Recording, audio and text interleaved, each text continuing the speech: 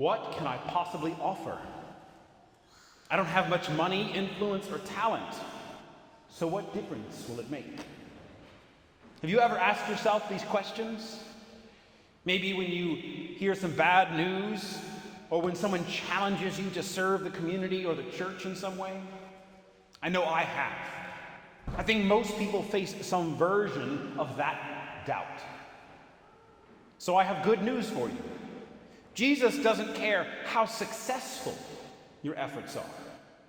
He only cares that you give what you do have. This poor widow put in more than all the other contributors to the treasury. She, from her poverty, has contributed all she had.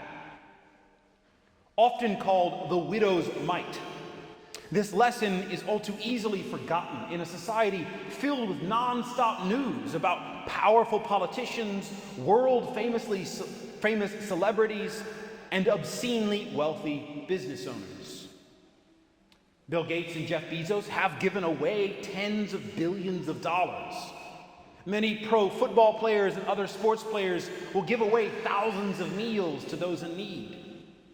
Legislators, presidents, prime ministers constantly talk about, and sometimes actually enact, good policies in pursuit of justice and peace. Yet in most cases, the rich remain rich, the famous, famous, the powerful, powerful. Their lifestyles hardly change, if at all. They remain comfortable, rich, powerful, and famous. Don't get me wrong, we should commend them and encourage them to continue their good work. But Jesus is pretty clear here. The numbers aren't what matters. What matters is that we give of ourselves. Our second reading talks about the Jewish high priest who enters each year into the sanctuary with blood that is not his own, precisely to make the point that that offering does not save us from our sins. What saves us is that Jesus Christ entered into heaven to offer himself, to offer his own blood, so that he could take away sin by his sacrifice. This is the difference. The rich and powerful who use some fraction of their wealth and power are not giving of themselves. It hardly affects them. But when the poor give of what little they have, they feel its effects, they suffer the lack, they are giving of themselves because they have nothing else to give. Every once in a while, we see this self-gift even among the rich and powerful. There are a number of kings and queens in history who died as martyrs, or who squandered all of their wealth and influence to really serve their people, especially the least. And they are saints. And they're not greater because they had more power or money, but because they gave all they had. And still, most would agree that the greatest saints were the ones who never had much to begin with, but always gave what little they had wholeheartedly. Saints like Therese of Lisieux, Francis of Assisi, John Vianney, Padre Pio, Joseph, and Mary. In our own diocese, there's a cause to canonize a man of this kind, a witness to the power of simply giving oneself. Auguste Pellefigue, usually called Nonco, lived in Arnaville, about an hour away, from about 1888 to 1977. Although educated and capable, he was never rich or famous or powerful. He spent all of his time praying, teaching, and encouraging others to pray and live out our Catholic faith. He was very generous and lived in a very meager home, and he never liked any attention. But rain or shine, he would visit others, encouraging them to attend Mass, teaching them about the Sacred Heart, and praying with them. And now many testify that he was likely a living saint. And we may well see the day when the Church canonizes him.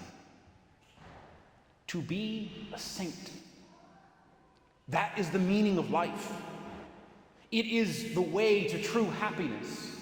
We celebrated All Saints' Day this past Monday to honor those who lived that truth, to remind ourselves that we are all called to a life of holiness. If you want to go to heaven, you want to be a saint. Greatness, happiness, holiness. For followers of Jesus Christ, these are all found in the same way, through a gift of yourself. And when what we have to give seems small, insignificant, we need not fear. The widow in our first reading gave her last bit of bread to the prophet. She figured she would probably starve and die anyway, so she might as well end with an act of charity towards God's messenger. And yet her gift provided not only for the prophet, but for herself and her child. Your small, insignificant gifts may seem like they will not make a difference, but when done with love and faith, they are multiplied in many and often hidden ways. So what do you have to give? Are you giving of yourself, or merely tossing out the extra time, money, effort, and talent that you can spare? This week is the beginning of National Vocation Awareness Week, where the church puts particular focus on God's call to us. All of us are called to love, to give of ourselves, but we focus on this week on God's call to young men and women to serve him in the priesthood and religious life. So are you young, still figuring out what to do with your life? Consider the religious life. Nuns, brothers, sisters, monks, consecrated virgins. Consider the priesthood. Some of the happiest people, all of the happiest people I know, are priests and religious, especially nuns and sisters. There's so much joy there. I love being a priest. For those who are called, it's a tremendous gift. Do not focus on your limitations, on whether or not you'll be able to do it well. God can overcome and work through them if you give with love. The question for a vocation, for a meaningful life, is not, can I do this? But, is God asking me to do it? Because if God is calling you to it, he will make you capable. He will make your gifts valuable, even if your abilities seem like they're only worth a few pennies. And for those of you widowed, married, or living through various other circumstances and difficulties, give of yourself where you are. Through prayer for priests, I certainly need it, and we certainly don't need more priests like that scribe Jesus was describing. Pray for vocations. Support those pursuing their vocation. Most people want more priests and nuns, but far too many don't want their own sons and daughters to become one. How many times I have grieved when a young man or woman tells me their parents oppose their vocation, that friends and family consider it a waste. Is anything given to God a waste? In 10,000 years, what will it matter if your son or daughter is the best doctor in the world or some famous politician? But I guarantee you it will matter that they were consecrated to Christ as a bride, as a priest, as his servant. And if you keep your wealth, you collect precious and valuable things, you pour all your time and energy to the things of this world, will it matter in 10,000 years? But if you have given of yourself to God, that will matter for eternity. And it's fair to ask, what can I possibly offer? What can you offer? Ultimately, yourself. Like Jesus Christ, the true high priest, what we must offer is ourselves, our own blood, united to the blood of Christ. Through time, money, prayer, and even the gift of your children to the church, you have something to offer. The question is, will you give it now or refuse and still lose it in the end anyway?